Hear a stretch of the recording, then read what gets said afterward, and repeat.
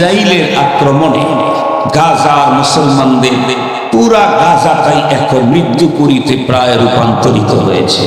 প্রতিদিন সোশ্যাল মিডিয়াতে ছোট্ট ছোট্ট মাসুম বাচ্চাদের নির্মম শাহাদতের যে দৃশ্যগুলি আমরা দেখছি, তাতে অনেক টাইমে ঘুম আসে না এবং ভিতরের অবস্থা অত্যন্ত জটিল।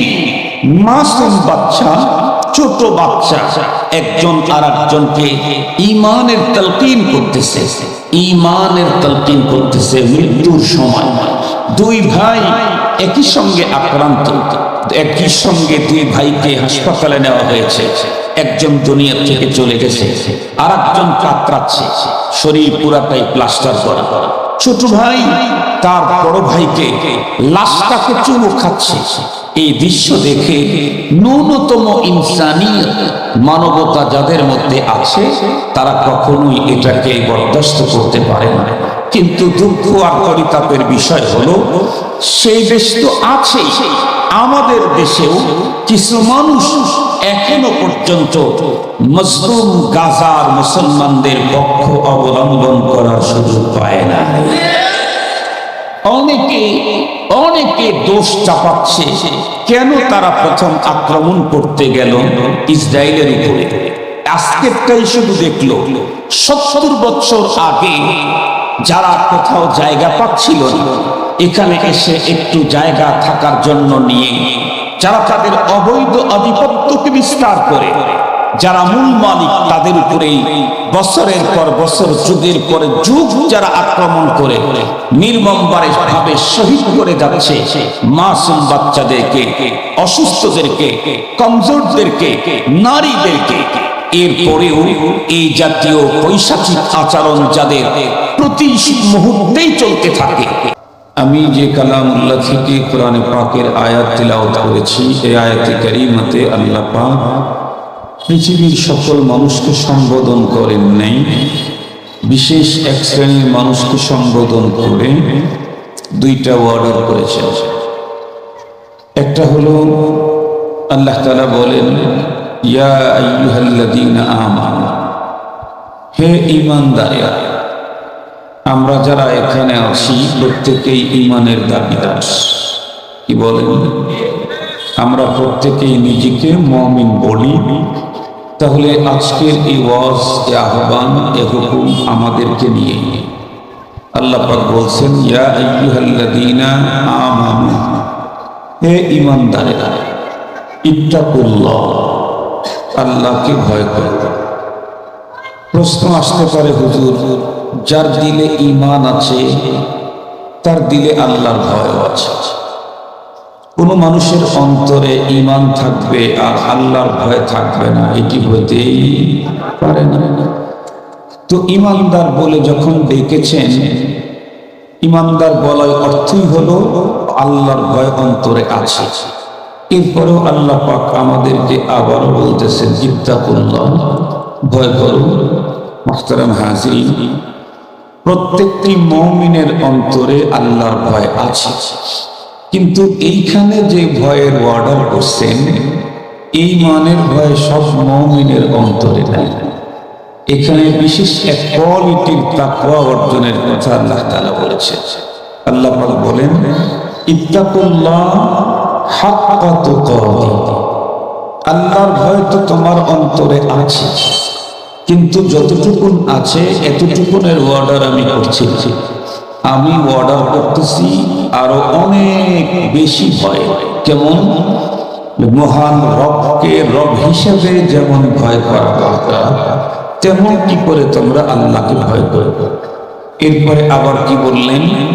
আবার বললেন, কবরে আসতেছ, মৃত্যুবরণ করবে, তো মুসলিম হয়ে মৃত্যুবরণ করবে। তাহলে এক নাম্বার হলো আল্লাহকে যথাযথ ভয় করবে। 2 নাম্বার হলো মুসলিম হয়ে কবরে আসে। মুহতারাম হাজিরিন, এই 2টা কথাই আমি আপনাদের খেদমতে পেশ করব। আমরা জানি যেই ব্যক্তির পাওয়ার যত বেশি হয়, তার ভয় মানুষের অন্তরে তত বেশি হয়। দেখেন, আমাদের দেশে প্রশাসনিক ডিপার্টমেন্টে যারা আছে, এদের সবাইকে সাধারণ মানুষ অবশ্যই একটু ভয় পায়। প্রশাসনিক ডিপার্টমেন্টের সবচেয়ে কম পাওয়ারের হলো গ্রাম পুলিশ, চৌকিদার। এরাও কিন্তু সরকারের আইন প্রয়োগকারী সংস্থা, কিন্তু এদের পাওয়ার একেবারে কম। এরা সারা বছর কোনো চাকরি করে না, চাকরির কার্যক্রম তাদের নেই। মাঝে মাঝে যখন দরকার হয় তখন গভর্নমেন্ট এদেরকে আইন প্রয়োগকারীদের পোশাক তাদেরকে দিয়ে, তাদের হাতে রাইফেল দিয়ে এদেরকে দিয়ে কাজে লাগায়। তাদের হাতে যে রাইফেল থাকে, অনেক সময় বন্ধু বান্ধব ও রাইফেলটা ধরে ঝাঁকুনি দিয়ে জিজ্ঞেস করে, পুলিশ সাহেব কোথায় যাচ্ছে? গ্রাম পুলিশ আর বলে না, ডাইরেক্ট পুলিশ বলেন তো দেখি। তাকে যেমন অস্ত্র ধরে ঝাঁকুনি দিল, এই জাতীয় কোনো ঝাঁকুনি কি পুলিশকে দিতে পারবে? কখনোই নাই। তার রাইফেলটা ধরে ঝাঁকুনি দেয় কেন? কারণ জানা নাই। এক নাম্বার কথা হলো, তার হাতে সবসময় রাইফেল থাকে না। দুই নাম্বার, যেটা দেওয়া হয় সেটা আসলে সচল না অচল উনি জানেন, আর যে দিয়েছেন সে জানে। ঠিক বললাম না? ঠিক বললাম। ওনার হাতের রাইফেলটা সচল না অচল এটা উনি জানেন, আর যিনি দিয়েছেন সে জানেন। সঙ্গত কারণেই মানুষ তাদের রাইফেল ধরেও কখনো ঝাঁকুনি দিয়ে বলবে, পুলিশ ওই যা। মোহতারাম হাজিরিন, এর চাইতে একটু বেশি পাওয়ার হলো পুলিশের। বলেন তো দেখি, গ্রাম পুলিশের চাইতে মানুষ পুলিশকে ভয় কম পায় না বেশি পায়? বেশি পায়। পুলিশের চাইতে আরো একটু বেশি পাওয়া র্যাবে। মানুষ র্যাবকে দেখলে পুলিশের মতোই ভয় পায় না? আরো একটু বেশি, আরো একটু বেশি। এর চাইতে আরো একটু বেশি পাওয়া আর্মি দিয়ে। মানুষ আর্মিকে দেখলে ভয় কম পায় না বেশি পায়? আরো বেশি পায়। তাহলে দুনিয়ার নিয়ম, যার যত বড় পাওয়া তার তত বেশি ভয়। এই পৃথিবীতে যত পাওয়ার আলা আছে, সমস্ত পাওয়ারের সবচাইতে বড় পাওয়ার দুনিয়াতে যাদের আছে, এই জাতীয় কোটি কোটি পাওয়ারওয়ালাদেরকে একত্রিত করলে আমার আল্লাহর পাওয়ার সমান হবে কি? কোরআনে হাকিমে আল্লাহ পাক স্পষ্ট বলে দিয়েছেন, কুল হুয়াল্লাহু আহাদ আল্লাহুস সামাদ লাম ইয়ালিদ ওয়া লাম ইউলাদ। শেষে গিয়ে কি বলেন? ওয়া লাম ইয়াকুল লাহু কুফুয়ান আহাদ। আল্লাহ তাআলা বলেন, তার সমকক্ষ পৃথিবীতে ওয়ান পিছে খুঁজে পাবা না। তামাম দুনিয়া মিলেও তার সমান হবে না। কেন? উনি হলেন রব, উনি হলেন স্রষ্টা, আর পৃথিবীর সবই হলো তার সৃষ্টি। সৃষ্টি আর স্রষ্টা কখনোই সমান হতে পারে না। দুনিয়ার মানুষের কি পাওয়ার আছে? কি পাওয়ার আছে দুনিয়ার মানুষের? পাওয়ার তো আপনারা দেখেছেন। দুনিয়ার মানুষের পাওয়ার 2-3 বছর আগে আল্লাহ তাআলা দেখায় দিয়েছে। তাম পৃথিবীকে স্তব্ধ করে রেখেছিল মহান মালিকের পাঠানো ছোট্ট একটা ভাইরাস, নাম কোভিড-19। কোভিড-19 একটা এমন ছোট ক্ষুদ্র স্মল সাইজের ভাইরাস যা স্বাভাবিক চোখে কেউ দেখতে পায় নাই। এই ভাইরাসকে দেখতে চাইলে অনবীক্ষণ যন্ত্র চোখে লাগাইতে হয়েছে। এরপরে দেখা গেছে যে ভাইরাসটা স্বাভাবিক চোখেই দেখা যায় না, সেই ভাইরাসের ভয়ে পৃথিবীর সবচেয়ে বড় পাওয়ারফুল যারা আমরা দেখেছি বিগত কোভিড-19 সময়, সবচেয়ে বড় পাওয়ারওয়ালারাই সবচেয়ে বেশি হোম কোয়ারেন্টাইনে ঢুকতে বাধ্য হয়েছিল। আপনারা দেখেছেন যে দেশে অস্ত্র শস্ত্রের কোনো অভাব নাই, গোলা বারুদের কোনো অভাব নাই, তথ্য প্রযুক্তির কোনো অভাব নাই, সেই দেশের মানুষ পৃথিবীতে প্রথম হোম কোয়ারেন্টাইনে ঢুকছে। হোম কোয়ারেন্টাইন বুঝেন তো? হোম কোয়ারেন্টাইন আর গৃহবন্দির ভিতরে কোনো পার্থক্য নাই, বরং গৃহবন্দির চাইতে হোম কোয়ারেন্টাইন আরো সিরিয়াস। গৃহবন্দী হলে তার ঘরে বাইরের খাবার ঢুকাইতে বের করতে বাইরের খাবার কোনো ভয় নাই, কিন্তু হোম কোয়ারেন্টাইনে যারা ঢুকেছে এরা বাইরের খাবার ভিতরে ঢুকাইতেও সাহস করে নাই। 2-3 ঘন্টা রোদ্রে দিয়া এরপরে ঢুকাইতেও চিন্তা করতো কোন চিপা চাপায় না জানি ওই জার রয়ে গেছে। মুহতারাম হাজিরিন, ছোট্ট একটা ভাইরাস মালিকের পাঠানো কোভিড-19 তার কাছে পৃথিবীর মানুষের তৈরি করা সকল অস্ত্রগুলি কথা বলেন বেকার, কোনো কাজে আসে নাই। বড় বড় অস্ত্র তৈরি করেছে কিন্তু এই ছোট্ট ভাইরাসকেই আক্রমণ করতে পারে নাই। তাহলে বলুন তো দেখি এদের ক্ষমতা কতটুকু? এরা কিছু ক্ষমতা দেখায় মানুষের উপরে, যেমন বর্তমানে ইসরায়েলের আক্রমণে গাজার মুসলমানদের পুরা গাজাটাই এখন মৃত্যুপুরীতে প্রায় রূপান্তরিত হয়েছে। প্রতিদিন সোশ্যাল মিডিয়াতে ছোট্ট ছোট্ট মাসুম বাচ্চাদের নির্মম শাহাদতের যে দৃশ্যগুলি আমরা দেখছি তাতে অনেক টাইমে ঘুম আসে না এবং ভিতরের অবস্থা অত্যন্ত জটিল। মাসুম বাচ্চা, ছোট বাচ্চা একজন আর একজনকে ঈমানের তালকিন করতেছে, ঈমানের তালকিন করতেছে। মৃত্যুর সময় 2 ভাই একই সঙ্গে আক্রান্ত, একই সঙ্গে 2 ভাইকে হাসপাতালে নেওয়া হয়েছে।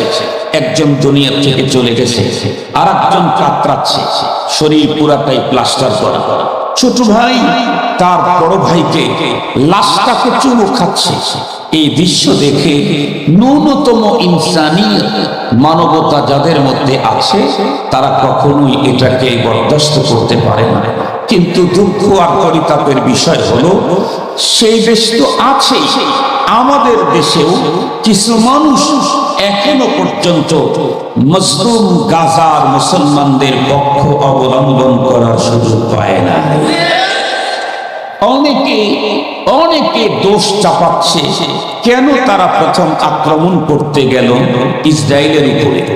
আজকেরটাই শুধু দেখলো 70 বছর আগে যারা কোথাও জায়গা পাচ্ছিল না, এখানে এসে একটু জায়গা থাকার জন্য নিয়ে যারা তাদের অবৈধ আধিপত্যকে বিস্তার করে, যারা মূল মালিক তাদের উপরেই বছরের পর বছর, যুগের পরে যুগ যারা আক্রমণ করে নির্মমভাবে শহীদ করে যাচ্ছে মাসুম বাচ্চাদেরকে, অসুস্থদেরকে, কমজোরদেরকে, নারীদেরকে।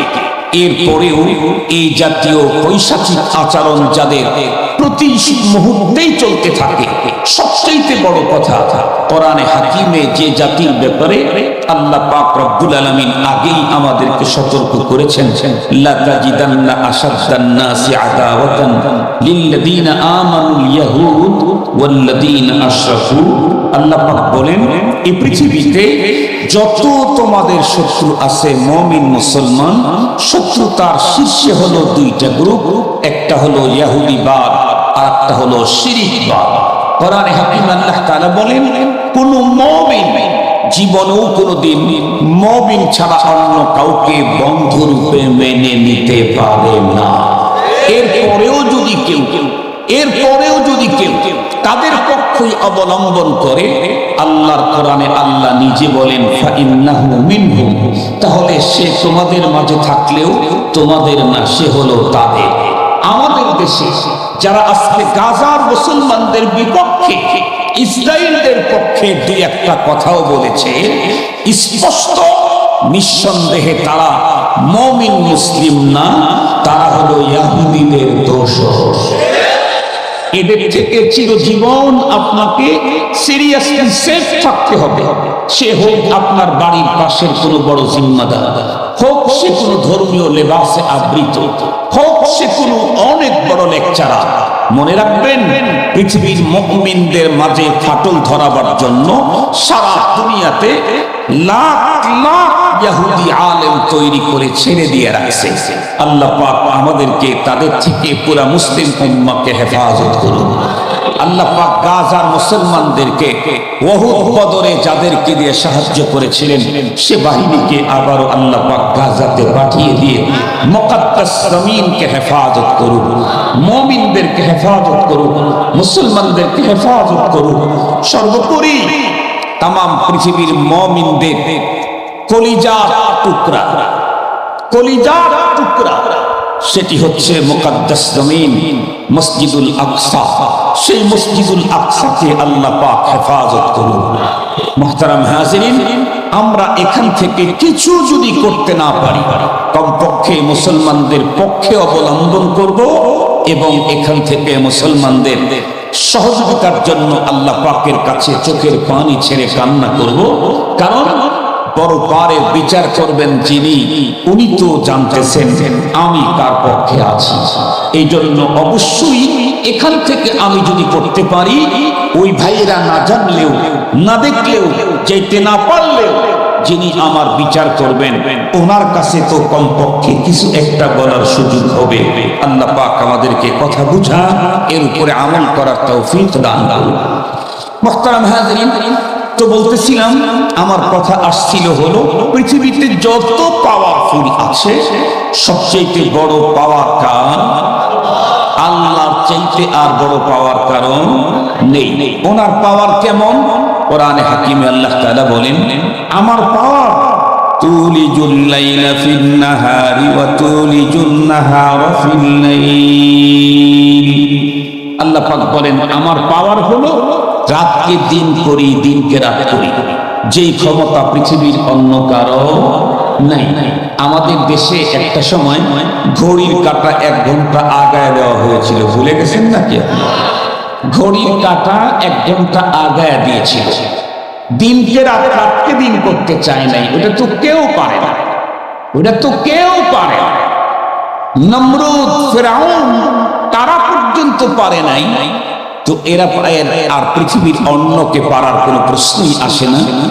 তো ঘড়ির কাঁটা আগায়া দিয়েও রাখতে পারে নাই, পরে আবার ব্যাগে আসতে হয়েছে। আর রব্বুল আলামিন বলেন আমি তো ওই ক্ষমতাধর যিনি রাতকে দিন করি, দিনকে রাত করি। বলেন তো দেখি, একটা সময় মাগরিবের সালাত হয় 7:45, হয় না? হয় না? আবার একটা সময় দেখা যায় মাগরিবের সালাত হয় 6টার দিকে। তাহলে এই যে রাতকে দিন করলেন, দিনকে রাত করতেছেন, এই ক্ষমতা একমাত্র কার? এবং মৃত্যু থেকে জীবন্তকে বের করেন, জীবন্তকে মেরে ফেলেন, এই ক্ষমতা একমাত্র কার? আল্লাহ।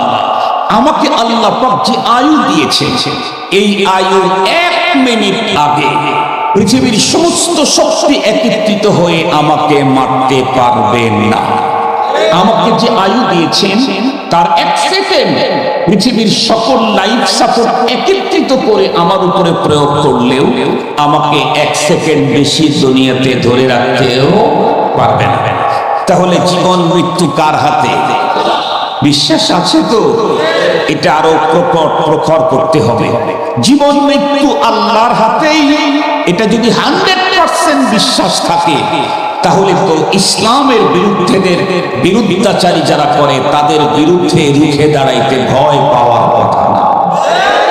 মুহতারাম হাজিরিন, ধর্মের বিরুদ্ধাচারণ যারা করে, আল্লাহর বিরুদ্ধাচারণ যারা করে, ইসলাম দ্বীনের বিরুদ্ধাচারণ যারা করে, তাদের বিরুদ্ধে দাঁড়াইতে ভয় পাওয়ার কথা না। ওই ব্যক্তি, যে ব্যক্তি মনে করবে আমার জন্ম মৃত্যু সরকার কন্ট্রোলে, আল্লাহ পাকের কন্ট্রোলে। আরবিতে একটা কথা আছে, আন-নাসিবু ইউসিবু, ভাগ্যে আমার যা আছে তা ঘটবেই ঘটবে, পৃথিবীর কেউ রুখতে পারবে না। इंसान हजारों कोशिश से कुछ भी नहीं कर सकता है, आखिर वही हो जाता है जो मंजूर खुदा होता है। এটা তো কবির কথা। খুদ আল্লাহ বলেন, ওয়ামা তাশাউনা ইল্লা আন ইয়াশা আল্লাহু রাব্বুল আলামিন। তুমি চাইলে হবে না, আল্লাহ চাইতে হবে, রব্বুল আলামিন যিনি উনি চাইতে হবে। ওনার চাওয়া আমার চাওয়া যদি মিলে যায় তাহলে আমার তো হবে। উনি চাইছেন একটা, আমি চাইছি আর একটা, আমার তো হবে না, ওনার তো হবে, ওনারটাই হবে। মুহতারাম হাজিরিন, তো আল্লাহ পাক কোরআনে হাকিমের ভিতরে বললেন আমাকে ভয় তো তোমরা করো, ইয়া আইয়ুহাল্লাযীনা আমানু। আল্লাহ পাক বলেন এই ভয় নয়, আমি তোমাদেরকে অর্ডার করছি আমাকে যথাযথ ভয় করো, যেমনটি আমাকে ভয় করা দরকার তেমন করো। বলেন তো দেখি, আল্লাহ পাককে যেমনটি ভয় করা দরকার তেমনটি ভয় কি আমরা করি? এটা করি না। আমাদের অন্তরে খোদা ভীতি আছে, কিন্তু যেমনটি খোদা ভীতি অন্তরে থাকা দরকার তেমনটি নাই। আল্লাহ রব হিসেবে তার ভয় অন্তরে যে মানের থাকা দরকার সে মানের নাই। তার বাস্তব প্রমাণ হলো আমরা আল্লাহকে ভয় পাই এক রকমের, আমরা বিদ্যুতের তারকেও কিন্তু ভয় পাই। বিদ্যুতের খোলা তারকে ভয় পাই না? ভয় পাই, এটার একটা ভয়। আমরা বাঘ দেখেও ভয় পাই, আমরা র্যাব দেখেও ভয় পাই, আমরা প্রশাসনের লোক দেখে ভয় পাই। এই ভয়ের অনেকই আছে, তবে বিদ্যুতের যে ভয় এটা এতটাই বেশি, শিক্ষিত অশিক্ষিত, শহরের গ্রামে, রাস্তাঘাটে, টাকাওয়ালা পয়সাওয়ালা, নেতা অধীনস্থ একজনও বিদ্যুতের খোলা তারে কখনো হাত লাগাইতে যায় না। কেন? জানে যে এখানে হাত লাগাইলে হয় শর্ট করবে, না হয় শেষ করে ফেলবে, দুটার একটা হবে, পুড়ে যাব, মরে যাব। বিদ্যুতের এতটুকুন ভয় থাকার কারণে শিক্ষিত অশিক্ষিত গ্রামের শহরে নেতা বলেন অধীনস্থ বলেন কেউ কোনোদিন বিদ্যুতের খোলা তারে হাত লাগায় না। অথচ রব্বুল আলামিন স্পষ্ট কোরআনে হাকিমে বলে দিয়েছেন লা তাকরাবুজ জিনা, খবরদার জিনার তারে হাত লাগাইও না, জিনার তারে হাত লাগাইও না। আল্লাহ পাক স্পষ্ট বলে দিয়েছেন খবরদার কখনোই তোমরা এই সুদ আর ঘুষ ভক্ষণ করো না। কেন? এটি বিদ্যুতের তারের চাইতে আরো সিরিয়াস, এ ভয়াবহ। কেমন ভয়াবহ? বিদ্যুতের তারে টাচ করলে তোমার হায়াত থাকলে তুমি মরবে না, হায়াত না থাকলে তুমি মরে যাবে। কিন্তু যদি জিনার তারে টাচ করো তাহলে তোমাকে জাহান্নামের আগুনে পুড়তেই হবে। তুমি যদি সুদ আর ঘুষের তারে টাচ করো তোমাকে জাহান্নামের আগুনে পুড়তেই হবে। তুমি যদি বেপর্দার তারে টাচ করো তাহলে তোমাকে আগুনে ডুবতেই হবে, দহনের শাস্তি তোমাকে নিতেই হবে। বলুন তো দেখি, যেই অপরাধ থেকে আল্লাহ পাক আমাদেরকে সরতে বললেন এই জাতীয় অপরাধে তো কোনো মুমিন লেগে যায় না, এই জাতীয় অপরাধের কাজ তো কোনো মুমিন করে না। কথা বলেন না কি? করে তো করে। এখন তো একটা সময় ছিল জিনা ব্যভিচারী অপরাধ করলে মানুষ লজ্জিত হতো, এখন তো জিনা ব্যভিচার কোনো লজ্জারই বিষয় নয়। একটা সময় ছিল মানুষ সুদ ঘুষ খেত বড় গোপনে, মানুষকে বুঝতে দিত না, জানতে দিত না। কেন? সুদখোর বললে লজ্জায় মানুষের সামনে মুখ দেখাবো কেমনে? এখন তো যত বড় চেয়ার তত বড় সুদখোর আর ঘুষখোর, যত বড় চেয়ার তত বড় মোটা অঙ্কের সুদখোর আর ঘুষখোর। একটা সময় তো ছিল বেপর্দায় রাস্তায় মানুষ বের হইতে লজ্জা করত, এখন তো কাপড় পরে বের হইতেই লজ্জা করে। পর্দা করতে বেপর্দা করতে লজ্জা করে না, পর্দা করতেই এখন লজ্জা করে। একদম উল্টে গেছে। একটা সময় তো ছিল একজন যুবতী আর একজন যুবক রাস্তার ভিতরে দাঁড়িয়ে কখনো গল্প করতে দেখা যায় নাই।